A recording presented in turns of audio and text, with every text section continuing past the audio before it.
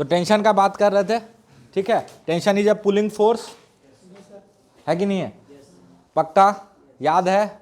It acts along the string chain, जिससे खींच रहे उसके अलोंग करता है ना। कभी भी ये पुशिंग नहीं हो सकता, सेल्फ एडजस्टिंग फोर्स है ना, सेल्फ एडजस्टिंग फोर्स है, ठीक है। अच्छा, ये सेल्फ एडजस्ट कैसे करेगा? तो ध्यान से देखो, जैसे एक रस्सी में एक ब्लॉक को लटका देते हैं, बिल्कुल ध्यान से सुनो, ठीक है। तो लाइट स्ट्रिंग है, जब कुछ ना बोले तो आप क्या यूज करोगे? आप लाइट स्ट्रिंग, मतलब मासलेस, है ना, मासलेस। बट रियलिटी में मासलेस का क्या मीनिंग है वो समझा चुके हैं। चल, तो यहां mg है और यहां टेंशन T।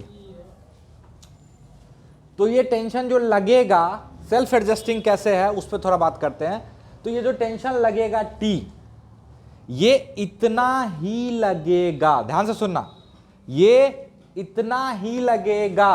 हम बोले थे ना कि ये सेल्फ एडजस्टिंग है, तो ये कैसे एडजस्ट करेगा खुद को?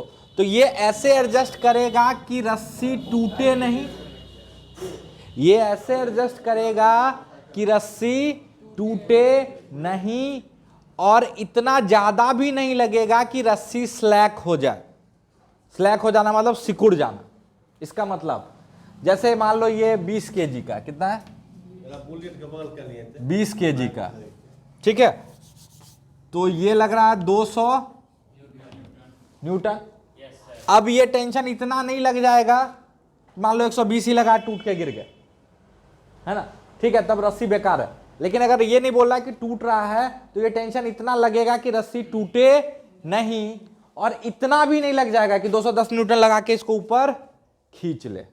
कोई दिक्कत? समझ में आया? तो टेंशन हमेशा चाहेगा कि ये जो रोप के दोनों एंड के बीच का डिस्टेंस है ये मेंटेन रहे, ठीक है, ना तो ये टूट जाए और ना तो स्लैक हो जाए। कोई दिक्कत? तो इसको नोट करो, टेंशन बस यही चाहता है कि ना तो रस्सी टूटे और ना ही रस्सी स्लैक हो, ठीक है। यहां तक में कोई दिक्कत है तो बताओ, आगे चले। चल, तो एक क्वेश्चन करो जल्दी जल्दी, कुछ क्वेश्चन छोटा छोटा करोगे तो थोड़ा सा कॉन्फिडेंस आएगा। एक लाइट स्ट्रिंग है, ठीक है, एक 20 केजी का ब्लॉक है, एक लिफ्ट में है, और ये लिफ्ट ऊपर जा रहा है 2 मीटर पर सेकेंड स्क्वायर से, ठीक है। तो बताओ रस्सी में कितना टेंशन है? जल्दी, फालतू का कोई बकवास नहीं करेगा। सबसे पहला काम क्या होगा? फ्री बॉडी डायग्राम, ठीक है। तो जल्दी से बनाओ। लाइट स्ट्रिंग है तो थ्रू आउट टेंशन सेम मान सकते हो, है ना।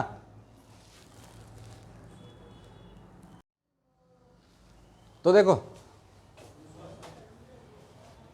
फ्री बॉडी डायग्राम, ऊपर टेंशन T, नीचे 200 mg, अरे है ना, कोई दिक्कत? फ्री बॉडी डायग्राम का तो फ्रेम से कोई मतलब है नहीं। अच्छा, एक आदमी यहां लिफ्ट में बैठा हुआ, एक ऑब्जर्वर लिफ्ट में, क्या ये न्यूटन सेकेंड लॉ लगा सकता? नहीं लगा सकता। क्यों? क्योंकि नॉन इनर्शियल फ्रेम है। तो हमको एक ग्राउंड वाला ऑब्जर्वर यूज करना होगा। अरे करना होगा। ये ऑब्जर्वर क्या बोलेगा कि ये कितने से एक्सेलरेट कर रहा है? 2 मीटर पर सेकेंड स्क्वायर से। तो ये लिखेगा ऊपर की तरफ का फोर्स T, नीचे की तरफ का फोर्स 200 बराबर मास इंटू एक्सेलेरेशन 20 इंटू 2, ऊपर की तरफ को प्लस मान रहे हो तो T बराबर 240, अरे यही आ रहा ना, टेंशन 240 न्यूटन होगा। कोई दिक्कत? पक्का? अच्छा, हम लोग जब भी स्ट्रिंग की बात करेंगे तो वो आइडियल स्ट्रिंग होगा। कैसा स्ट्रिंग होगा? Ideal string. भाई ये क्या बला है? ये आइडियल स्ट्रिंग क्या बला है? तो जब भी आइडियल स्ट्रिंग की बात करेंगे तो ये होगा अनब्रेकेबल, मतलब जब तक बोला ना जाए ये टूटेगा नहीं, ठीक है। अनब्रेकेबल, अनस्ट्रेचेबल, मतलब जिसकी लंबाई बदलेगी नहीं। समझ में आ रहा? अनब्रेकेबल, अनस्ट्रेचेबल और मासलेस। जब तक कि कुछ अलग से नहीं बोला जाए तो आपको स्ट्रिंग का मतलब ही लेना है आइडियल स्ट्रिंग। और आइडियल स्ट्रिंग क्या क्या होगा? अनब्रेकेबल, अनस्ट्रेचेबल और मासलेस। समझ में आ रहा? तो लिखो।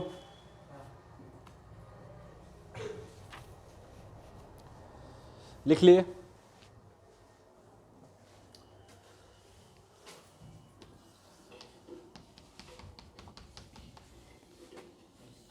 दो लाइट स्ट्रिंग है, ठीक है, दो लाइट स्ट्रिंग है।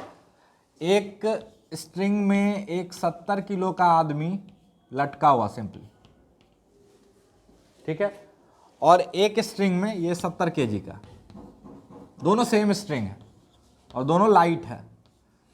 70 केजी का आदमी है, लेकिन अब की बार ये 2 मीटर पर सेकेंड स्क्वायर के एक्सेलेरेशन से ऊपर जा रहा है, ठीक है, वही आदमी है 70 केजी वाला। तो दोनों केस में स्ट्रिंग में टेंशन बताना। शुरू हो जाओ।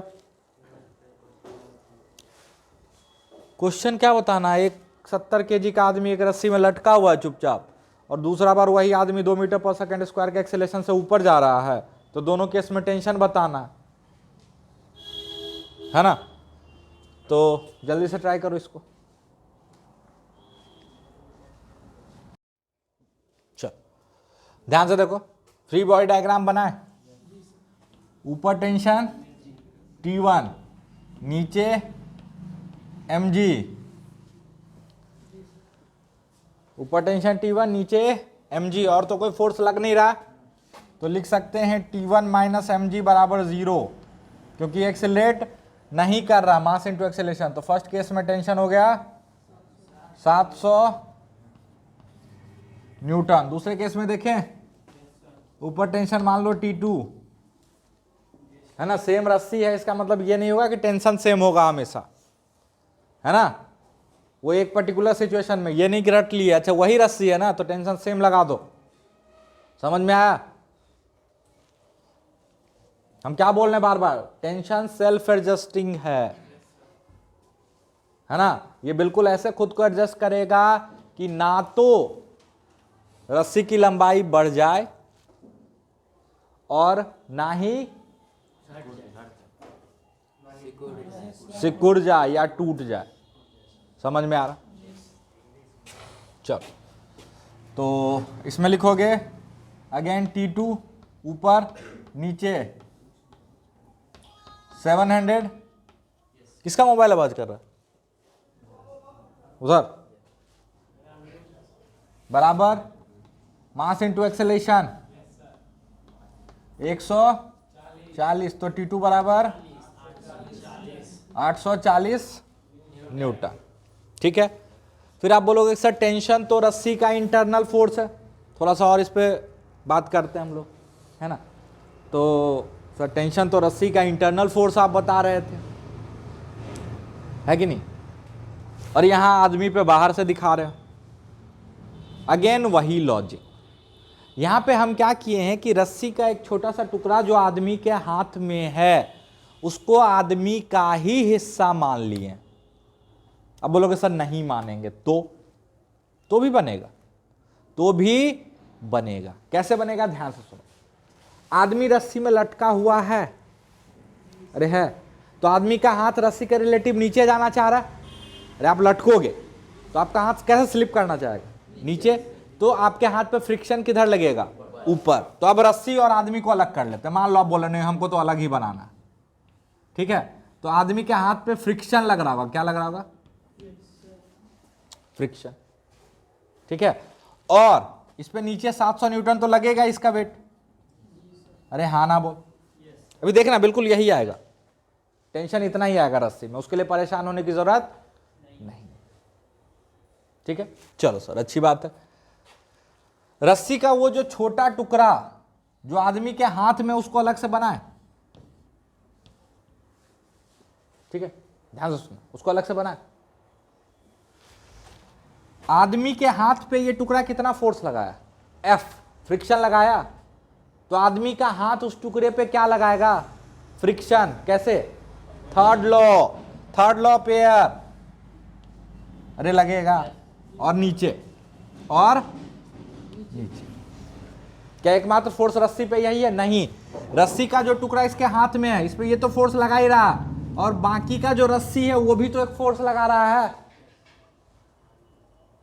अरे बाकी का रस्सी टेंशन लगाएगा, तो टेंशन किधर लगा रहा, पुलिंग इन नेचर। मान लिए टेंशन लगा T1, क्या लगा T1। रस्सी के इस छोटे से टुकड़े का फ्री बॉडी डायग्राम बनाए, इस पे सेकंड लॉ लिखें, क्या लिखेंगे, T1 माइनस F बराबर mass into acceleration. Light string है और रस्सी कहीं जा भी नहीं रहा है, अरे है ना, तो T1 बराबर F। तो आदमी के हाथ पे हम डायरेक्टली T1 दिखा दिए तो क्या कुछ गलत किए थे? हाँ, लेकिन वहां पे एक स्टेप अंदर छुपा हुआ था, है ना। हम क्या किए कि रस्सी का जो टुकड़ा आदमी के हाथ में था उसको आदमी का ही हिस्सा मान लिए। समझ में आया? उसको हम आदमी का ही हिस्सा मान लिए। समझ में आया? तो अगले बार से हम इतना मेहनत नहीं करेंगे कि पहले फ्रिक्शन लिखेंगे फिर बनाएंगे, है कि नहीं? पक्का समझ में आ रहा है? चलो यहां तक जल्दी से नोट करो।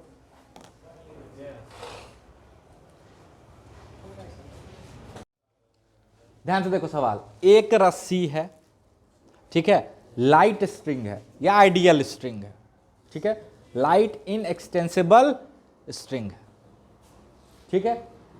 इसमें दो आदमी लटका हुआ है, एक आदमी कांस्टेंट रफ्तार से ऊपर जा रहा 2 मीटर पर सेकेंड से, और नीचे वाला आदमी एक एक्सेलरेशन से ऊपर जा रहा है 2 मीटर पर सेकेंड स्क्वायर।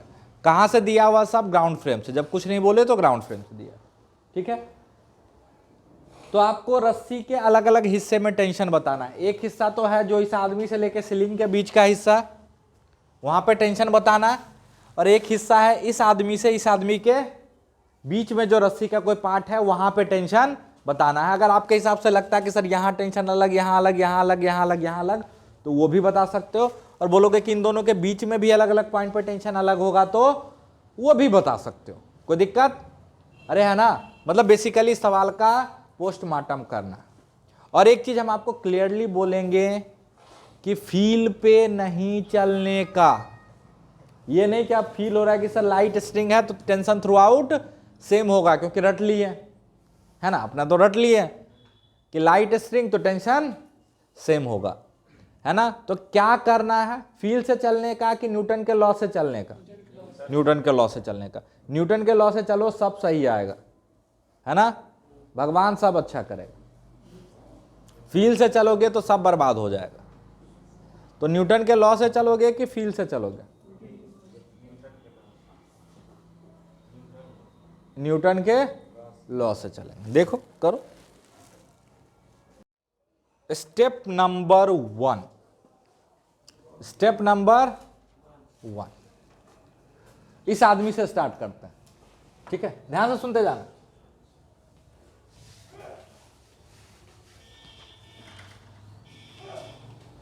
ये पहला आदमी है ना, इससे स्टार्ट कर रहा, ठीक है, ऊपर वाले से। हम बोलते हैं कि देखो इसके हाथ में जो रस्सी है उसको इसी का हिस्सा ले सकते हैं, अरे उसको इसी का हिस्सा ले सकते हैं, ले लेते हैं, ठीक है। तो इस रस्सी को ऊपर वाला रस्सी ऊपर खींच रहा होगा, इस रस्सी को ऊपर वाला रस्सी ऊपर खींच रहा होगा। तो इसके जस्ट बाद जो टेंशन यहां लग रहा है उसको मान लेते हैं T2। क्या मान लेते हैं? T2, ठीक है। और इस रस्सी को नीचे वाला रस्सी नीचे भी खींच रहा होगा। अरे जो रस्सी का टुकड़ा इसके हाथ में है उसको नीचे वाला रस्सी नहीं खींचेगा क्या?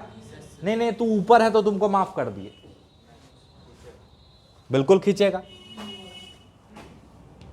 तो मान लेते हैं T1। अच्छा ये फोर्स कहां लग रहा है? जस्ट इसके बाद। हम बाद में प्रूफ कर देंगे कि यही टेंशन यहां भी है, यहां भी है और यहां भी है। अरे है ना। अब बोलोगे सर अलग अलग क्यों माने, ऊपर T2 और नीचे T1 क्यों माने? ठीक है, हम मान लेते हैं T2 और T1। मान लो दोनों सेम आ रहा होगा तो वो अपने आप न्यूटन के लॉ से सेम आ जाएगा। अरे है ना, तो क्यों ना हम अलग अलग मान लें जब तक कि कंफर्म नहीं है कि दोनों सेम है कि नहीं। हम अपनी मर्जी से क्यों बोले कि नहीं सर ख्याल आ रहा, फील आ रहा तो मान लेते, नहीं, लॉ से चलो ना। अरे समझ में आ रहा? चलो अच्छा, आप बोलोगे कि सर आप कैसे मान लिए कि यहां का टेंशन और यहां का टेंशन जस्ट इसके हाथ के बाद और यहां का टेंशन सेम होगा? तुरंत प्रूफ कर देते हैं। रस्सी का ये टुकड़ा काट लो, मान लो यहां का टेंशन क्या था, T2 डैश, क्या था, T2 डैश, और यहां वाला टेंशन देखो, इसको ये ऊपर खींच रहा है T2 से, तो ये टुकड़ा इसको नीचे खींच रहा होगा T2 से, एज पर थर्ड लॉ, और ये वाला टुकड़ा ऊपर वाला इसको कितने से खींच रहा होगा, T2 डैश से। इस पर न्यूटन का सेकेंड लॉ लगा दो इस छोटे से टुकड़े पर, है ना। तो क्या लिख सकते हो, ऊपर T2 डैश, नीचे T2 बराबर 0 मास इनटू एक्सीलरेशन, तो T2 बराबर T2 डैश। ये T2 और ये T2 जो सेम आया, कैसे आया, थर्ड लॉ से नहीं, सेकेंड लॉ से। अरे समझ में आया? मतलब हम ये तो कम से कम कंफर्म है कि इसके हाथ के ऊपर जो सब जगह रस्सी है, सब जगह टेंशन क्या होगा, सेम होगा। और होगा कितना होगा, T2। अच्छा, उसी तरह प्रूफ कर सकते हो कि यहां अगर टेंशन T1 है तो यहां से लेके इसके हाथ तक टेंशन क्या होगा, T1।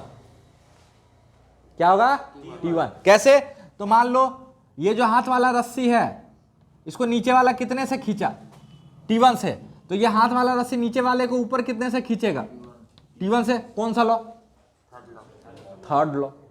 अरे है ना, और यहां कहीं काट लो बीच में, है ना, इसको बाकी रस्सी कितने से खींच रहा होगा, मान लेते हैं T1 डैश से। अरे मान लेते हैं, इसका जब न्यूटन सेकंड लॉ लिखोगे इस छोटे से टुकड़े पे, तो Tn डैश बराबर क्या आ जाएगा, T1 आ जाएगा। अरे जैसे ऊपर लिखे हैं, अरे समझ में आया? इससे मतलब ये श्योर हो गया कि यहां का टेंशन थ्रू आउट सेम होगा, लेकिन उसके लिए रस्सी कैसा होना चाहिए, मासलेस। कैसा होना चाहिए, मासलेस। समझ में आया? नहीं तो फिर रस्सी का मास भी आएगा ना फ्री बॉडी डायग्राम में, वेट आएगा, और यहां से यहां का टेंशन क्या होगा, सेम, और यहां से यहां कोई टेंशन नहीं होगा क्योंकि इस रस्सी में कोई वेट नहीं है। समझ में आ रहा, पक्का? चल, और इस पे एक फोर्स लग रहा 700, ठीक है। इक्वेशन लिखे, ऊपर T2, नीचे T1 और नीचे 700 बराबर 0, तो T2 माइनस T1 बराबर 700। एक इक्वेशन, अननोन कितना है, 2। एक और इक्वेशन चाहिए, बिल्कुल इससे मिल जाएगा। इसका फ्री बॉडी डायग्राम बना है, अभी तुरंत प्रूफ कर दिए कि जो यहां का टेंशन वही यहां का टेंशन, तो यहां का टेंशन क्या था, T1, तो इसके हाथ पे भी रस्सी ऊपर कितना लगा रहा होगा, T1। अरे है ना, कोई दिक्कत? असल में इस पर फ्रिक्शन लग रहा होगा, बट वो फ्रिक्शन इस T1 के बराबर होगा, ये तो बार बार प्रूफ कर चुके हैं। चलो इसका खुद का, अच्छा इसका एक्सेलरेशन 0 क्यों लिखे, क्योंकि दिया हुआ है कांस्टेंट वेलोसिटी से चल रहा, दिया हुआ सवाल में दिया हुआ है ना। तो चलो इसके लिए इक्वेशन लिखो, T1 माइनस 700 बराबर मास इंटू एक्सेलरेशन। इसका एक्सेलरेशन 0 नहीं है, तो T1 बराबर 840। इस T1 को उठाओ और इसमें पुट कर दो, T2 माइनस 840 बराबर 700, तो T2 बराबर 1540। खत्म, ठीक है। अब सर बोलोगे सर फील नहीं आ रहा, तो फील बिल के चक्कर में पढ़ने का ही है ना, सेकेंड लॉ थर्ड लॉ लगाने का मस्त लग रहा है, और फर्स्ट लॉ भी यूज किए हैं कहाँ पे, तो सर किस फ्रेम से सॉल्व करने का, तो ग्राउंड फ्रेम से, तो फर्स्ट लॉ भी इन्वॉल्व हो गया है ना। थर्ड लॉ से क्या हुआ प्रूफ सर, थर्ड लॉ से ये प्रूफ हो गया कि यहाँ का जो टेंशन है, ध्यान से सुनना, उतना ही टेंशन रस्सी का ये टुकड़ा इस पे लगा रहा होगा जितना ये इस पे लगाया, है ना। सेकेंड लॉ से क्या प्रूफ हुआ, जितना टेंशन यहाँ उतना ही टेंशन यहाँ। सेकेंड लॉ फिर इस पे भी लगाए, इस पे भी लगाए, अरे है कि नहीं, तो आई होप अब धीरे धीरे क्लियर हो रहा होगा। अरे हो रहा है पक्का? तो लिख लो।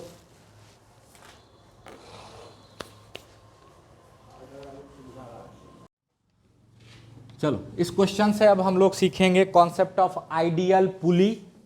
चाहो तो टॉपिक डाल सकते हो, कॉन्सेप्ट ऑफ आइडियल पुली, ठीक है? चाहो तो टॉपिक डाल सकते हो, बट मेरे लिए बस ये भी एक सवाल ही है, ठीक है? आइडियल पुली लिख लो, फिर बोलोगे सर छोड़ दिए थे आप टॉपिक ही।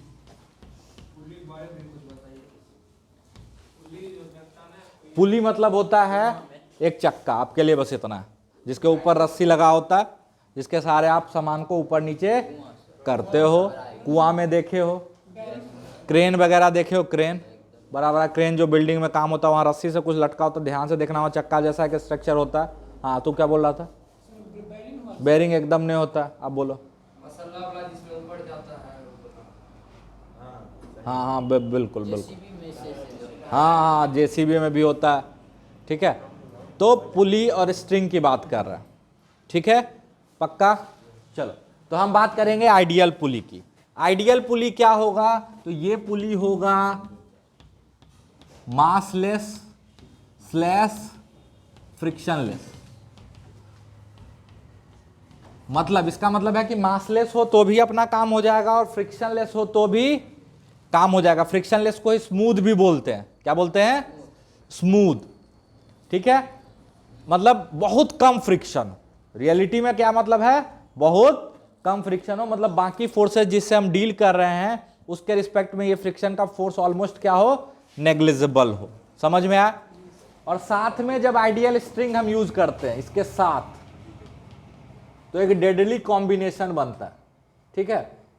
उस पर बात करेंगे। आइडियल स्ट्रिंग क्या है? तो मासलेस, इनएक्सटेंसिबल, है कि नहीं?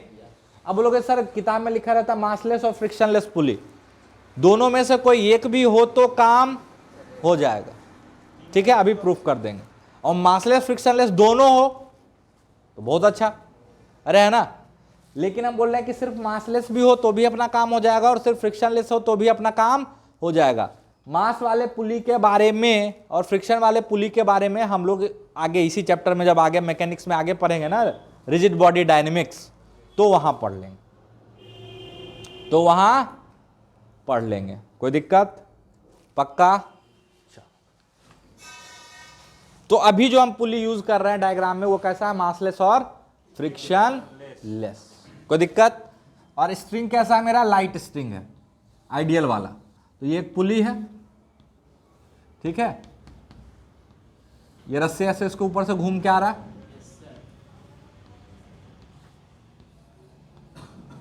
ये मास M1 है, ये मास M2 है। ये सब मत पूछना कौन भारी कौन हल्का, ठीक है? क्योंकि हम आपको दिखा देंगे आगे चल के कि इससे कोई फर्क ही नहीं पड़ता कि कौन भारी और कौन हल्का, बट आपको जिसको भारी मानना है मान के बना सकते हो, ठीक है? आपको क्या क्या बताना है वो सुनो। आपको बताना है कि रस्सी में टेंशन क्या होगा। जब भी हम टेंशन पूछे तो ये नहीं मतलब कि इधर टेंशन क्या होगा और इधर टेंशन क्या होगा, हर जगह टेंशन हम पूछ रहे हैं एक तरह से। समझ में आया? तो आप बोलोगे सर लाइट स्ट्रिंग है तो टेंशन सेम होगा, ऐसा जरूरी नहीं है। हो सकता है यहां से यहां तक का टेंशन सेम हो। कैसे? तो सेकेंड लॉ लगा के कर देंगे प्रूफ।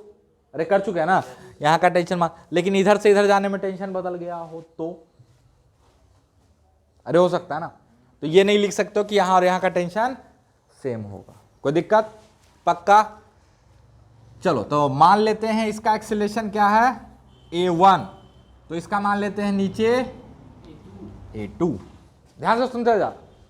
कोई दिक्कत? ये A1 से ऊपर जा रहा है, ये A2 से नीचे जा रहा है। दैट मीन्स हम मान ले रहे हैं कि M2 बड़ा है, M2 बड़ा है। अरे है ना, फील तो यही कहता है। चलो लेकिन आगे प्रूफ कर देंगे कि अगर उल्टा भी रहेगा तो कोई दिक्कत नहीं है, अपने आप डायरेक्शन चेंज हो जाएगा, है ना? इसमें भी करके हम दिखाते हैं। चलो यहां पे टेंशन जस्ट ब्लॉक के बाद जो टेंशन है रस्सी में, मतलब बाकी का रस्सी इसको खींच रहा है कितने से? T1 से, और इसको बाकी का रस्सी खींच रहा है T2 से। कोई दिक्कत? इस पे एक और फोर्स नीचे लग रहा है m1g, इस पे फोर्स लग रहा है m2g। कोई दिक्कत? इक्वेशन लिखना स्टार्ट करें। ऊपर वाले इसके लिए लिखते हैं, तो ऊपर T1 नीचे m1g बराबर mass into acceleration, equation number 1। और इसके लिए नीचे को पॉजिटिव मान के लिख देते, कोई फर्क नहीं पड़ेगा। इसके लिए अलग मान लो, इसके लिए अलग, क्योंकि दोनों को अलग अलग हम डील ही कर रहे हैं। फ्री बॉडी डायग्राम है, मतलब ये अलग हो गया, ये अलग है। अरे है ना?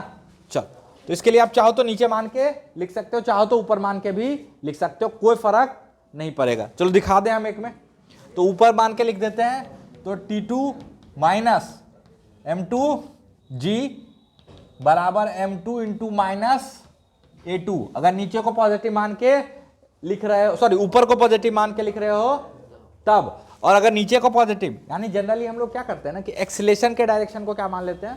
पॉजिटिव। जनरली इस तरह के सवाल।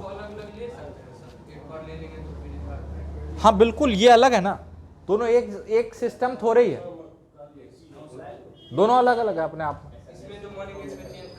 बिल्कुल कर सकते हैं, अरे दोनों अलग अलग है ना, तभी तो दोनों का अलग अलग फ्री बॉडी डायग्राम बना है। एक ही होता तो दोनों का एक्सेलरेशन ही एक मान लेते। समझ में आ रहा है? चलो अच्छा, इसमें नीचे को पॉजिटिव मान के लिखेंगे तो m2g माइनस A2।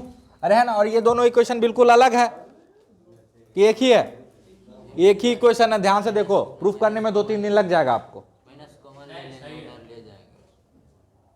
समझ में आया? देखो, ऊपर को पॉजिटिव मान के लिखो या नीचे को पॉजिटिव मान के लिखो, कोई फर्क नहीं पड़ रहा। तो ये मेरा आ गया इक्वेशन नंबर 2, और ये हो गया इक्वेशन नंबर 1। कितना इक्वेशन? 2 इक्वेशन। कितना अननोन? 4 अननोन। 4 अननोन, हाँ, T1, T2, A1, A2। क्या? हाँ A2 है, हाँ A2 है, m2 A2।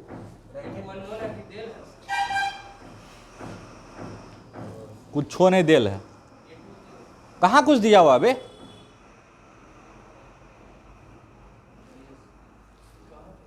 कहाँ था तू? वो लिखे था, हमको लगा क्वेश्चन में वैल्यू दिया है। माने थे हम कि इधर A1 मान लेते हैं, इधर A2 मान लेते हैं। ठीक है, 2 इक्वेशन, 4 अननोन। कौन सॉल्व कर सकता है? कोई नहीं। अगर 4 अननोन है तो 4 इक्वेशन चाहिए ही चाहिए, 4 कंडीशन चाहिए ही चाहिए। अब एक्सेलेरेशन में रिलेशन पहले निकालते हैं, ध्यान से सुनना बिल्कुल। एक्सेलेरेशन में रिलेशन निकालते हैं। मान लो ये पुली है, ये ब्लॉक है, बिल्कुल ध्यान से सुनते जाना।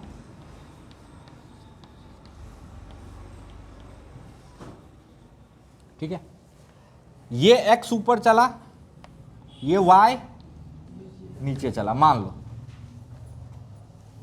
ठीक है, और हम बोले हैं कि रस्सी इनएक्सटेंसिबल है, अनस्ट्रेचेबल है, मतलब उसकी लंबाई बढ़ नहीं सकती। मतलब अगर इस भाई साहब को x ऊपर चलना और इसको y नीचे आना है तो दोनों को बराबर होना पड़ेगा।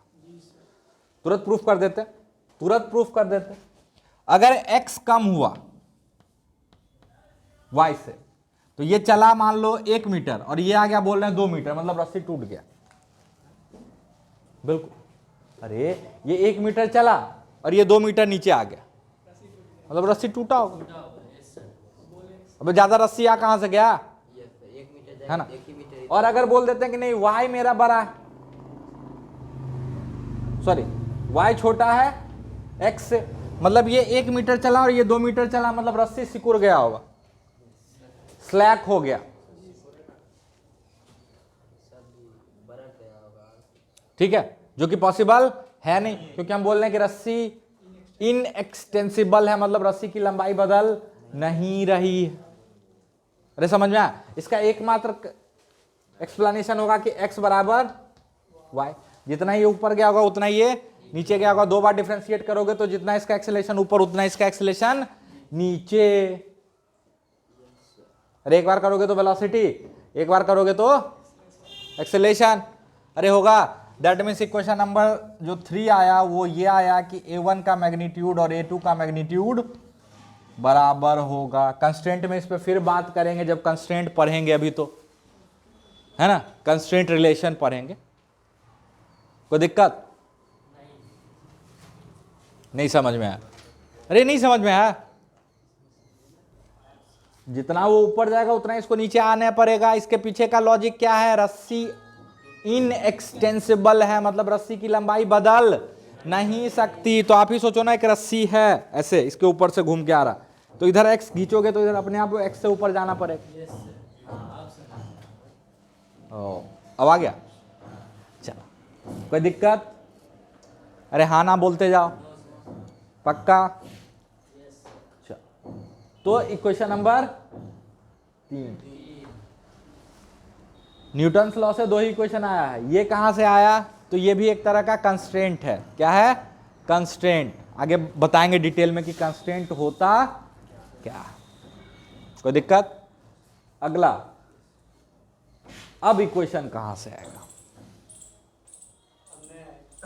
अब नहीं आएगा तो वरना सॉल्व नहीं होगा। देखो अब इक्वेशन कैसे आएगा। हम बोल रहे हैं कि अगर यहां रस्सी का जस्ट ये टुकड़ा इसको T1 से खींचा, अरे खींचा ना, तो ये टुकड़ा इसको T1 से खींच रहा हो। अरे यहां से अगर मिटा देते हैं, ये टुकड़ा इसको T1 से खींचा, पुल किया, तो रस्सी का ये टुकड़ा जो ब्लॉक में लगा हुआ, जो छोटा सा टुकड़ा बार बार जो साथ लेके चल रहे हैं, वो इस टुकड़े को नीचे खींचेगा। कितने से? T1 से। और इसको यहां से काट लेते हैं, मतलब जस्ट पुली के बाद, जस्ट पुली के बाद, पुली के ऊपर जो रस्सी है वो पुली पे रहने देते हैं। अरे है ना? अरे है कि नहीं? तो मान लेते हैं ये टुकड़ा जो पुली पे है वो इस टुकड़े को ऊपर खींच रहा है T1 डैश से। अरे है ना? कोई दिक्कत? ठीक है, तो ये भी इसको T1 डैश से खींचेगा नीचे, वो अलग बात है, बट अभी हम इस टुकड़े में इंटरेस्टेड है। कोई दिक्कत? अरे हाँ ना बोलो, एक बार और बोले। ये समझ में आया? यही नहीं आया? वाह, इसका फ्री बॉडी डायग्राम बनाए थे हम। बोले थे कि इस पे ऊपर रस्सी कितना फोर्स लगा रहा है? T1। तो ये भी यहां वाले रस्सी पे नीचे कितना लगा रहा होगा? कैसे? थर्ड लॉ से। तो यही तो दिखाए, रस्सी पे, ये मिटा दिए यहां से, ब्लॉक अलग है, रस्सी पे नीचे लगा T1। कौन लगाया? ब्लॉक में जो रस्सी थोड़ा सा छोड़े थे हम, लगाया। अच्छा,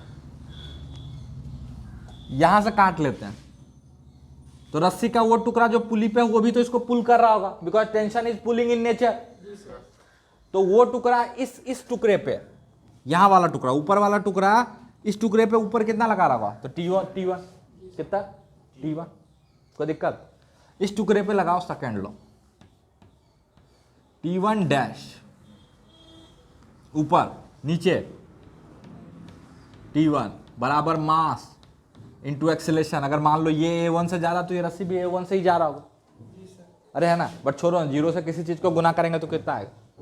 0। अरे आएगा। तो T1 डैश बराबर T1, मतलब हम एक चीज प्रूफ कर दिए कि यहां से लेके यहां तक का टेंशन तो सेम रहेगा। अरे कर पाए क्या? नहीं समझ में? अबे बहुत बार कर चुके आज, है ना? उसी तरह आप बहुत आसानी से प्रूफ कर सकते हो कि यहां से लेके यहां तक का टेंशन सेम रहेगा। अरे है, कितना रहेगा? T2। क्या रहेगा? T2। यानी अगर पुली का हम फ्री बॉडी डायग्राम बना, ध्यान से सुनना, तो इस पे हमको कुछ दिखेगा कि ये जो रस्सी इस पे है, इसके ऊपर रस्सी है पूरे पे। अरे है ना? रस्सी है ना? जो रस्सी यहाँ पे खत्म हो रहा है, जस्ट यहाँ से आप अब नीचे जाने वाला, और जो रस्सी यहाँ से नीचे जाने वाला है, इस पे फोर्स लग रहा होगा T1 और इस पे T2। अरे लग रहा होगा, यहाँ पे T1 है तो ये पूरा रस्सी पे कितना लग रहा है? T1। अभी प्रूफ कर दिए सब जगह टेंशन सेम है, और उसी तरह इधर प्रूफ कर दिए कि सब जगह टेंशन T2 है। तो जो रस्सी पुली पे बच गया, उसको इधर वाला रस्सी T1 से खींच रहा होगा और इधर वाला रस्सी T2 से खींच रहा होगा। कुछ भी नहीं समझ में आया? आया? अरे आया? पहले मान के चलते हैं कि मेरा पुली फ्रिक्शन लेस है। क्या है? Friction less. कोई दिक्कत? अरे हाँ ना बोलते जाना। ठीक है, एक छोटा सा टुकड़ा जो रस्सी का इस पे है, छोटा सा टुकड़ा,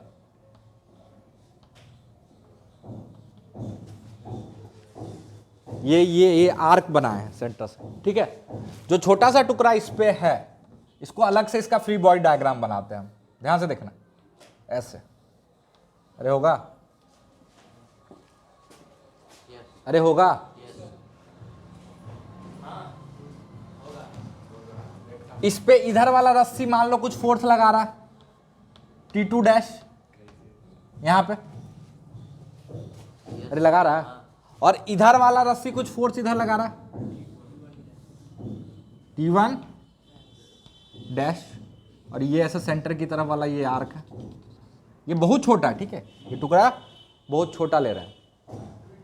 ठीक है, और ये पुली इस पे एक नॉर्मल भी लगा रहा होगा। अरे लगा रहा होगा, मान लेते नॉर्मल लाइन लगा रहा। ये किसका फ्री बॉडी डायग्राम है? रस्सी का। किसका है? रस्सी का। कोई दिक्कत? पक्का? सोच के बताओ। देखो किताब में लिखा रहता है सीधा सीधा, हम बता देते हैं, वो भी रिजल्ट भी बता देंगे लास्ट में, सीधा सीधा रटवा देंगे। बट हम चाहते हैं आप उसका लॉजिक समझो। किताब में लिखा रहता है कि अगर ये फ्रिक्शनलेस मासलेस पुली है तो जो टेंशन इधर होगा वही टेंशन इधर होगा। रट लो, बना लो, है ना? हाँ, समझ में आया? बट जैसे रिजिड बॉडी डायनेमिक्स में जाओगे तो हवा लगना बंद। ये क्या हुआ? समझ में आया? तो इसलिए हम चाहते हैं कि इसके डिटेल को समझो, अगर जेई से जीतना, नहीं तो फिर रट लो आप भी, है ना? चलो, रस्सी के इस टुकड़े की बात करते हैं। बिल्कुल ध्यान सुना, हम फ्रिक्शनलेस माने हैं। अच्छा, इस फोर्स का दो कंपोनेंट होगा, एक टेंजेंट के अलोंग और एक नॉर्मल। अरे होगा? ध्यान से सुना ना, इसका कंपोनेंट कर लेंगे, अभी कर नहीं रहे हम, जरूरत नहीं उसकी। एक कंपोनेंट इसका है, एक कंपोनेंट इसका। ठीक है, अच्छा, इस पे अगर टेंजेंट के डायरेक्शन में फोर्स लिखें, किस डायरेक्शन में? टेंजेंट के डायरेक्शन में, तो T2 डैश का कंपोनेंट और ये कंपोनेंट बराबर होगा। बराबर होगा। तो आप बोलोगे सर बराबर क्यों होगा? बराबर क्यों होगा? क्योंकि इस डायरेक्शन का फोर्स और इस डायरेक्शन का फोर्स बराबर होना पड़ेगा, क्योंकि और कोई टेंजेंशियल फोर्स नहीं है। अरे फ्रिक्शन तो नहीं है ना इसके अलावा, और कोई टेंजेंशियल फोर्स तो है नहीं। तो क्या लिखोगे? एक तरफ का फोर्स माइनस दूसरे तरफ का फोर्स बराबर मास इंटू एक्सीलरेशन। और मास क्या है रस्सी का इस टुकड़ा का? 0। अरे है, ठीक है, रस्सी मूव कर रहा, बट मास क्या है रस्सी का? तो मास इंटू एक्सीलरेशन क्या आएगा? 0। तो ये बराबर ये कंपोनेंट हो जाएगा। नहीं समझ में? अरे लिखो, लो हम लिख देते हैं, नहीं समझ में आता। चलो कंपोनेंट भी कर देते हैं और आपकी सुविधा के लिए। मान लो ये एंगल थीटा, ये थीटा बहुत छोटा, ठीक है?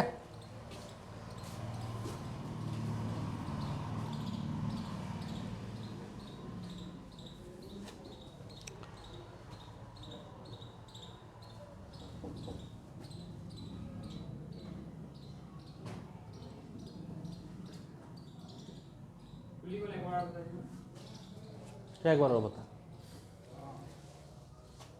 पुली पे रस्सी का एक छोटा सा टुकड़ा का फ्री बॉडी डायग्राम बना। उस तरफ से टेंशन मान लो T2 डैश और इस तरफ का टेंशन मान लो T1 डैश। फ्रिक्शन नहीं है, एक नॉर्मल होगा, है ना? जो ऐसे होगा, ऐसे नॉर्मल तो ऐसे होगा ना, ध्यान से सुनना, ऐसे। और इसका एक्सेलेरेशन किधर हो रहा है? टेंजेंशियल। अरे ये जो मूव कर रहा है, तो इस पार्टिकल का एक्सेलेरेशन, यहां जो रस्सी का टुकड़ा, इसका एक्सेलेरेशन किधर है? टेंजेंशियल की नॉर्मल? टेंजेंशियल है। अरे है ना? अरे है कि नहीं है? नॉर्मल तो ऐसे भी फोर्स क्या होगा? 0। कुछ नहीं समझ में आ रहा। तो इस टेंशन का दो कंपोनेंट करोगे, एक तो नॉर्मल वाला आएगा, हमको इस डिटेल में जाना ही नहीं चाहिए। शकल ऐसे बना लेता ना, लगता कोई मर गया। सीधा बोल देते टेंशन बराबर है, बात खत्म करो, है कि नहीं?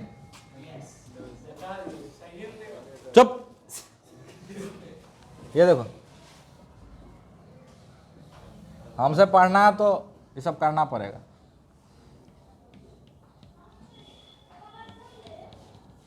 ठीक है, रस्सी के इस टुकड़ा पे इधर नॉर्मल लग रहा है,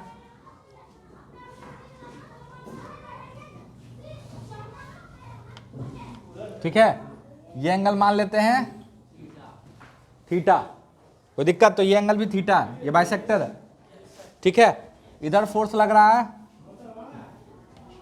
T1 डैश कि T2 dash, T2 dash, T2 dash, और इधर ये टेंजेंशियल है, इसके परपेंडिकुलर होगा, अरे है ना।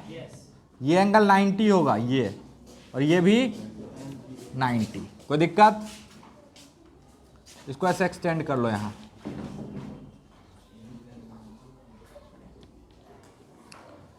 ठीक है। ये थीटा, ये 90, तो ये 90 माइनस थीटा, कुछ नहीं समझ में। अब ये परपेंडिकुलर है तो ये क्या होगा 90, ये थीटा, तो ये 90 माइनस थीटा, तो T2 का कंपोनेंट इधर हो जाएगा T2 dash cos 90 minus theta, यानी T2 डैश साइन थीटा, किधर? सेंटर की तरफ, अरे होगा, ये हो जाएगा T2 डैश साइन थीटा, और इधर वाला कंपोनेंट इधर इसके परपेंडिकुलर कितना हो जाएगा? T2 डैश कॉस थीटा, अरे होगा। उसी तरह इसका भी कंपोनेंट करोगे, अरे करोगे, तो ये हो जाएगा T1 डैश साइन थीटा, और ये वाला इसके परपेंडिकुलर जो है T1 डैश कॉस थीटा, अरे होगा। फ्रिक्शन तो है नहीं।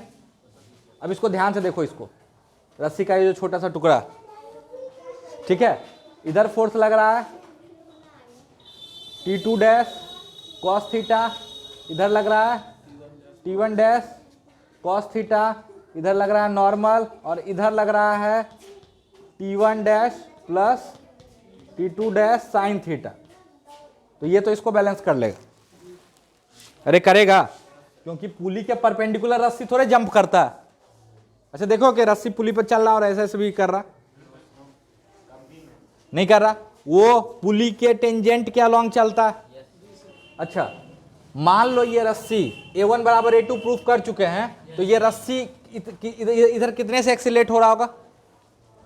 A1 से, अरे A1 या A2 ऐसे, किधर?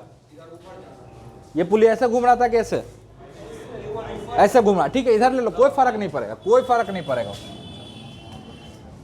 अरे होगा। लिखो T2 dash cos theta minus T1 dash cos theta बराबर mass into acceleration. T2 dash बराबर T1 डैश, थर्ड लॉ से आया कि सेकेंड लॉ से?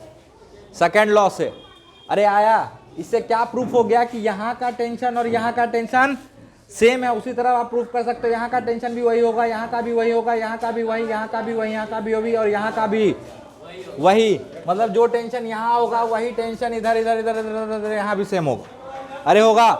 लेकिन इसके लिए पुली कैसा होना चाहिए? फ्रिक्शनलेस, घूसा मार देंगे।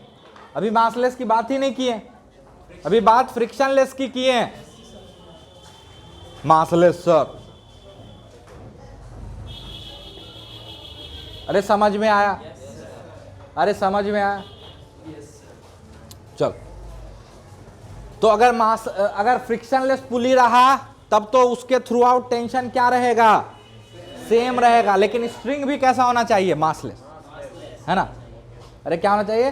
मासलेस। समझ में आया? पक्का? चलो अगला हम बोलते हैं कि अगर पुली फ्रिक्शनलेस भी रहा और मास है भी, सॉरी फ्रिक्शनलेस तो कर ही दिए प्रूफ। अब हम अगला बोल रहे हैं कि अगर पुली रफ है, कैसा है? रफ, मतलब फ्रिक्शन लग सकता, उसके बावजूद भी अगर पुली मासलेस है, कैसा है, मासलेस, तो भी टेंशन सेम रहेगा, तो भी टेंशन सेम रहेगा। तुरंत प्रूफ कर सकते हैं, ध्यान से देखो।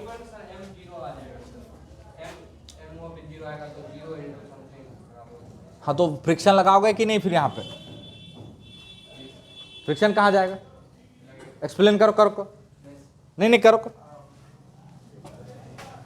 इनका कहना है कि सर यहां फ्रिक्शन लगा देंगे, ठीक है, फ्रिक्शन तो टेंजेंट के अलॉन्ग लगता है, अभी मान लो कि मास्टर सही बोल रहा, तो छोटा सा फ्रिक्शन लगा देंगे, छोटे से टुकड़े पे मान लेते हैं डीएफ, क्या लगा दिए, डीएफ।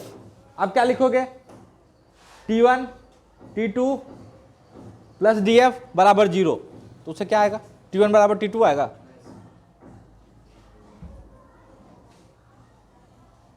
आ जाएगा नहीं, हम बोल रहे हैं कि अगर पुली मासलेस रहा तो अपने आप उस पर फ्रिक्शन नहीं लगेगा, भले उस पर फ्रिक्शन लग सकता है रफ होने के कारण, बट फ्रिक्शन नहीं लगेगा। उसका एक सिंपल सा एक्सप्लेनेशन, मान लो ये पुली है, ये पुली, ठीक है, मान लेते हैं कि इस पे छोटा सा फ्रिक्शन लग गया डीएफ, मान लेते हैं पुली मेरा कैसा है, मासलेस है, पुली कैसा है, मासलेस, और मान लेते हैं कि इस पे फ्रिक्शन लग गया डीएफ, यहां भी फ्रिक्शन लग गया डीएफ डीएफ डीएफ डीएफ, है ना। अब एक चीज आप जानते हो, फोर्स बाय है ना, अच्छा ये जो नेट फोर्स है फ्रिक्शन का, ये पुली को इनफाइनाइट एक्सेलरेशन दे देगा, क्या दे देगा, इनफाइनाइट एक्सेलरेशन। आप बोलोगे सर कैसे दे देगा, ये जो नेट फोर्स है फ्रिक्शन का वो इनफाइनाइट एक्सेलरेशन कैसे दे देगा, बहुत आसान है समझाना, और इसका और अच्छे से आपको एक्सप्लेनेशन मिल जाएगा रोटेशन में, ठीक है। अभी हम समझा देते हैं सिंपल सा, थोड़ा सा मैथ्स यहां यूज करेंगे तो घबराना नहीं है। एक्सेलरेशन बराबर हो जाएगा force by mass, force finite है क्योंकि फ्रिक्शन लग रहा, आप बोल रहे हो कि फोर्स फाइनाइट है, फ्रिक्शन लग रहा, फ्रिक्शन लग रहा, और मास क्या है, 0 है ना, तो एक नंबर बटे 0 क्या होता है, इनफाइनाइट होता है। क्या, अबे वो लिमिटिंग केस ही होता है, और लिमिटिंग केस में भी वो अनडिफाइंड है, इनफाइनाइट है, मतलब वो जितना छोटा करते चले जाओगे वो बड़ा होते चला जाएगा। मतलब अगर यहां पे फ्रिक्शन लग गया इस मासलेस पुली पे, तो ये इनफाइनाइट एक्सेलरेशन से घूम जाएगा, जो कि पॉसिबल नहीं है। अरे इनफाइनाइट एक्सेलरेशन का क्या मीनिंग है, समझ में आ रहा, तो ये पॉसिबल नहीं है, ये पॉसिबल नहीं है, मतलब फ्रिक्शन जो है, नेट फोर्स जो है, इसको भी क्या होना पड़ेगा, 0। अरे है ना, हम बताते हैं आगे लिमिट में आप पढ़ोगे, जब ऊपर भी 0 को टेंड कर रहा है, नीचे भी 0 को टेंड कर रहा है, ऊपर भी 0 को टेंड कर रहा है और नीचे भी 0 को टेंड कर रहा, एग्जैक्ट वैल्यू नहीं है, तो इसका एक फाइनाइट वैल्यू आएगा। लिमिट में सर आपको बताएंगे मैथ्स में, इसका फाइनाइट वैल्यू मतलब एक फिक्स वैल्यू आता है, इनफाइनाइट वैल्यू नहीं आता, मतलब फ्रिक्शन को भी क्या होना पड़ेगा, 0, अरे मतलब बहुत छोटा, ऑलमोस्ट क्या होना पड़ेगा, नेग्लिजिबल, ताकि ऊपर वाला भी 0 और नीचे वाला भी 0, तो पुली का कैसा एक्सेलरेशन आएगा, फाइनाइट एक्सेलरेशन आएगा, कैसा आएगा, फाइनाइट, ना कि इनफाइनाइट। और जैसे ही फ्रिक्शन 0 होगा, ध्यान से सुनना, तो फिर ये तो वही केस बन गया, तो टेंशन क्या हो जाएगा अपने आप बराबर,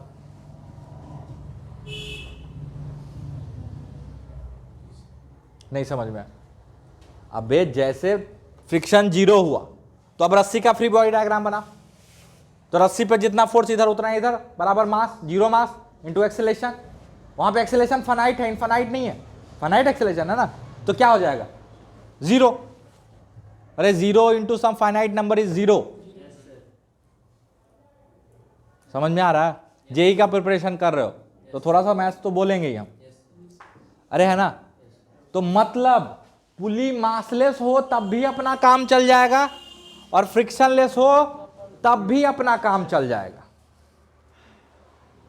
समझ में आया। और क्या काम होगा, क्या फायदा होगा इसका, इसका फायदा होगा कि पुली के दोनों तरफ टेंशन क्या हो जाएगा, सेम हो जाएगा। तो इक्वेशन नंबर 3 आ जाएगा T2 बराबर T1, सॉरी 4 अननोन 4 इक्वेशन। जल्दी से, अच्छा A1 और A2 को हम बोल देते हैं A, क्या बोल देते हैं A, क्या बोल देते हैं A। फिर इसके आगे बात करेंगे, पहले यहां तक नोट कर लियो, अरे है ना। तो लिख लो कि पुली अगर मासलेस रहा या फ्रिक्शनलेस रहा, प्लस स्ट्रिंग कैसा है आइडियल, तो दोनों तरफ टेंशन क्या होगा,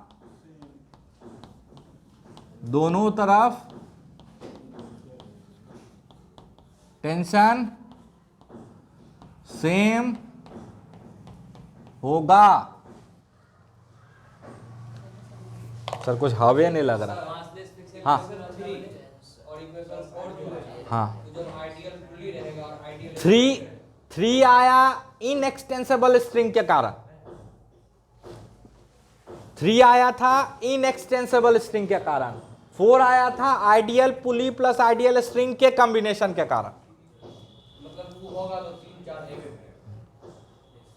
और जब कुछ ना बोला हो तो वही है, जब स्पेशली ना बोला हो कि पुली में मास है या पुली में फ्रिक्शन है, तो आपको क्या लेके चलना है,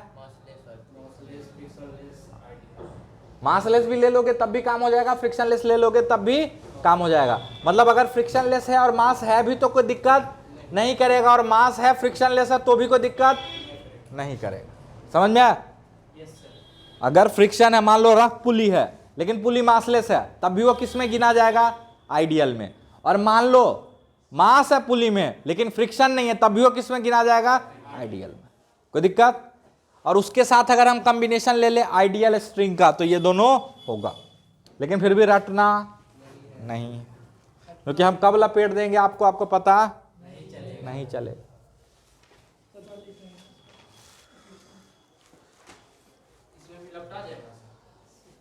तो मेरी मर्जी और आईआईटी की मर्जी। M1 M2 ठीक है, और इसको बोले थे ए से एक्सीलरेशन से अब ऊपर जा रहा है, और ये ए से नीचे आ रहा है, इसमें टेंशन T और इसमें भी टेंशन T, ये अभी प्रूफ कर चुके हैं। ये नीचे M1G और ये M2G। अभी क्वेश्चन फिर से लिखें, फिर से क्वेश्चन लिख लें। असल में उसी को आप उसमें पुट कर दोगे तो भी आ जाएगा, हम डायरेक्ट यहाँ पे लिख लेते हैं, ठीक है। तो T माइनस M1G बराबर M1A, ठीक है। और इसके लिए लिखेंगे नीचे को प्लस मान के M2G माइनस T बराबर M2A, दोनों को जोड़ देते हैं, कट जाएगा। M2 माइनस M1G बराबर M1 प्लस M2A, अरे होगा। तो एक्सेलेरेशन क्या आ जाएगा, एक्सेलेरेशन आ जाएगा M2 minus M1 bye M2 plus M1G।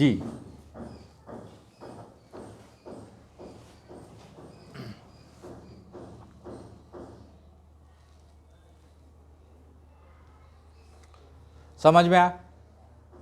इसमें समझना है तो कुछ नहीं है, समझना तो पहले तक था, इसमें तो बस पुट की आंसर आया। अब ध्यान से देखो इस इक्वेशन को, जो फाइनल सॉल्यूशन आया है, तो सब चीज़ क्लियर हो जाएगा। अब बोलोगे कि सर अगर हम मानते हैं कि मेरा M2 बड़ा है, क्या बड़ा है, M2 बड़ा है, तो सच में एक्सेलेरेशन इधर ही रहा होगा, इसका इधर और इसका इधर। मतलब अगर हम सही डायरेक्शन लिए तो मेरा वैल्यू कैसा आना चाहिए, पॉजिटिव, अरे आना चाहिए। देखो पॉजिटिव आ रहा है, ये बड़ा है तो बड़ा में से छोटा घटाओगे तो पॉजिटिव पॉजिटिव पॉजिटिव, अरे आ रहा है। अब बोलोगे सर अगर उल्टा होता, M1 बड़ा हो गया होता और आप डायरेक्शन ऐसे मान लिए तो कोई दिक्कत नहीं है।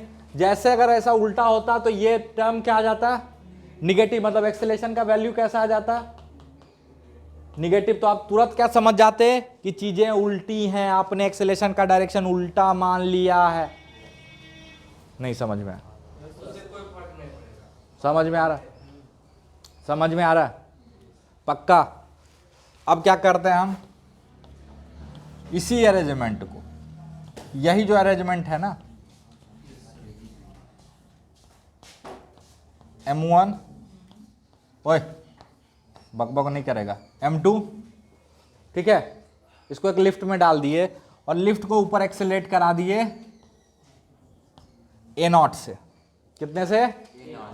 A0 से एक्सेलरेट करा दिए। तो अब M1 और M2 का एक्सेलरेशन बताना। Find the acceleration of M1 and M2। अच्छा, इसमें टेंशन भी निकाल सकते हो। कैसे निकालोगे?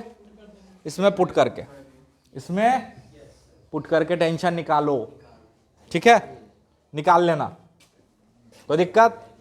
अब इसमें दोनों का एक्सेलरेशन बताना। आपकी बार लिफ्ट ऊपर जा रहा है A0 एक्सेलरेशन से, लिफ्ट ऊपर जा रहा है A0 एक्सेलरेशन से, ठीक है। तो अगर हम M1 और M2 का एक्सेलरेशन पूछ रहे हैं, यानी हम A1 और A2 पूछ रहे हैं, तो वो किस फ्रेम से बताना है? ग्राउंड फ्रेम से, है ना। कहां से बताना है? ग्राउंड फ्रेम से। तो शुरू हो जा।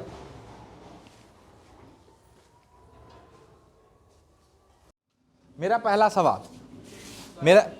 पहला सवाल ये है कि क्या हम लिफ्ट के फ्रेम से न्यूटन का सेकंड लॉ लगा सकते हैं? नहीं लगा सकते हैं, बिल्कुल नहीं लगा सकते, ठीक है। ये तो याद रखिएगा कि लिफ्ट के फ्रेम से न्यूटन का सेकंड लॉ नहीं लगा सकते, लेकिन यहां लिफ्ट वाले से हम हेल्प ले सकते हैं। क्या हेल्प ले सकते हैं? तो एक्सीलरेशन लिखने में हेल्प ले सकते हैं। कैसे ले सकते हैं वो बता रहे हैं, आपको आता है, इसीलिए तो हम नेट मोशन पढ़ाए थे, है ना। रिवर बोट याद आ रहा? आपको लग रहा होगा रिवर बोट पढ़ाए थे सर, तब भी हम बोले थे कि ये नेट मोशन है। क्या है? Net motion. रिवर बोट के चक्कर में मत पड़ो। देखो यहां पे नेट मोशन लगाएंगे बिना रिवर बोट के, है ना, बिना रिवर बोट के, ठीक है। चल, लिफ्ट वाला न्यूटन का सेकेंड लॉ नहीं लगा सकता, लेकिन लिफ्ट वाले की मदद ली जा सकती है। कैसी मदद ली जाएगी? तो ध्यान से देखो, अगर हम एक ऑब्जर्वर को लिफ्ट में बिठा दें, ठीक है, तो इसके हिसाब से अगर ये ए से ऊपर जा रहा होगा तो इसको ए से नीचे आना पड़ेगा। क्यों? क्योंकि स्ट्रिंग इज इनएक्सटेंसिबल। अरे है ना, मतलब अगर लिफ्ट के फ्रेम में हम चले जाएं तो ये अगर ए से ऊपर जा रहा तो ये ए से नीचे आएगा।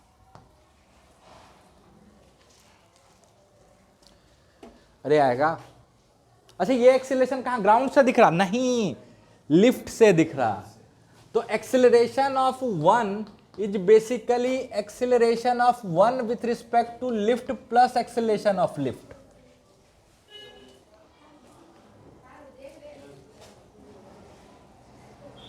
अरे है, ये कैसे? Net motion. अरे net motion, acceleration of boat, sorry, velocity of boat equal to velocity of boat with respect to river plus velocity of river. One dimensional है तो वेक्टर के चक्कर में पड़ने की जरूरत नहीं है, प्लस माइनस से काम हो जाएगा। तो वन का एक्सेलरेशन लिखें, लिफ्ट के फ्रेम में वन का एक्सेलरेशन ऊपर की तरफ है तो प्लस ए, और लिफ्ट का एक्सेलरेशन प्लस A0। अरे हुआ। दो का एक्सेलरेशन, एक्सेलरेशन ऑफ टू बराबर acceleration of two with respect to lift plus acceleration of lift. तो एक्सेलरेशन ऑफ टू बराबर माइनस ए प्लस A0। तो इसको थोड़ा सा रीअरेंज कर लेते हैं, A0 माइनस ए। यहां तक में कोई दिक्कत? बड़ी हंसी आ रही है। पता, सामने में बैठो, खींच के एक झापड़ लग जाएगा किसी दिन, मजाक लग रहा है ना, सही में मार देंगे।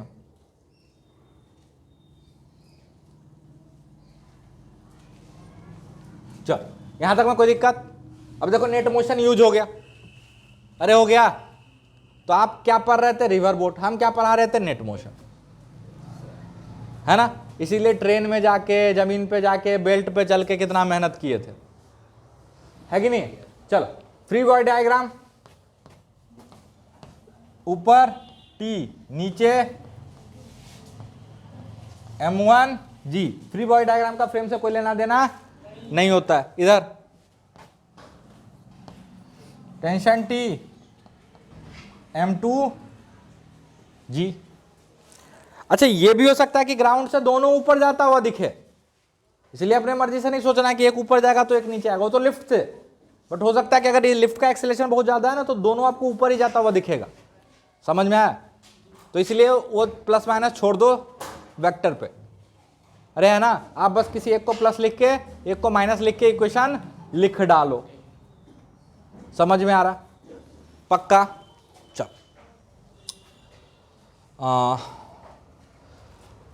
ये दोनों टेंशन बराबर क्यों लिख पाए? आइडियल पुली और आइडियल स्ट्रिंग है इसलिए, है ना। कहां से ये फ्री बॉडी डायग्राम बनाया सर? कहीं से बना लो, फ्री बॉडी डायग्राम का थोड़ी फर्क पड़ता है। फ्री बॉडी डायग्राम को थोड़े कोई फर्क पड़ता है। क्यों? Force is frame independent, force is frame independent, तो इसको कोई फर्क पड़ने वाला नहीं है। कुछ नहीं समझ में आ रहा?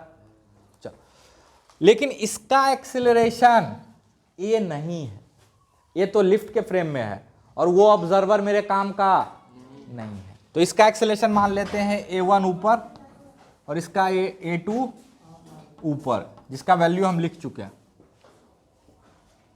अरे है ना, ये कहां से लिखे एक्सेलरेशन? ग्राउंड फ्रेम से। क्या वो ऑब्जर्वर लगा सकता है न्यूटन का सेकंड लॉ? बिल्कुल लगा सकता है, तो लगा दो। T माइनस m1g बराबर m1 a1। a1 का वैल्यू यहां से रख दो सीधा सीधा, और T minus m2 into A minus sorry A naught minus A. अरे है ना, सॉल्व कर लेना, आंसर आ जाएगा। दो अननोन, दो इक्वेशन। कौन कौन अननोन? टी ए नॉट तो दिया रहेगा सवाल में, क्योंकि हम बोले थे लिफ्ट ए नॉट से ऊपर जा रहा। कुछ नहीं समझ में आया? अरे आया तो लिख लो, होमवर्क लिखा जाए, होमवर्क लिखा जाए। H C. Verma chapter 5, H C. Verma chapter 5, worked out example 1 से 9। इसमें जो हमको इंपॉर्टेंट लगेगा हम क्लास में डिस्कस कर लेंगे। हाँ, वर्कड आउट एग्जाम्पल नहीं सुने हो क्या? 1 से 9। एक्सरसाइज में 1 से 8, एक्सरसाइज में 1 से 8, 12 से 20, हाँ, और 22 से 30। सवाल बहुत ज़्यादा नहीं है, छोटा छोटा सवाल। मैक्सिमम सवाल क्लास में कराया हुआ मिल जाएगा, ठीक है। और क्वेश्चन नंबर 39 जरूर कीजिएगा, क्योंकि अगले क्लास का डिस्कशन वहीं से स्टार्ट होगा। तो क्वेश्चन नंबर 39 क्लास वर्क है। क्या है? Class work. हम देख लिए, बता देंगे, रुक जाओ अभी। क्वेश्चन नंबर 39 क्या है? Class work. तो ये जरूर करके आइएगा। बाकी हम लोग अगले क्लास में कंस्ट्रेंट स्टार्ट करेंगे, ठीक है। अब बोलो,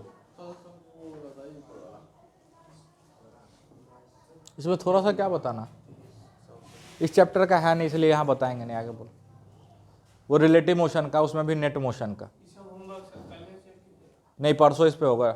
लेकिन कोशिश करो कल जितना ज़्यादा से ज़्यादा बना सकते हो, आसान है, ठीक है। अभी से होमवर्क नहीं करोगे तो फिर वही बात होगा जो काइनेमेटिक्स में हुआ, है ना। तो होमवर्क डेली करते जाओगे तो आपका पाप जमा नहीं होगा। पाप जमा करोगे तो मारे जाओगे, ठीक है कि नहीं?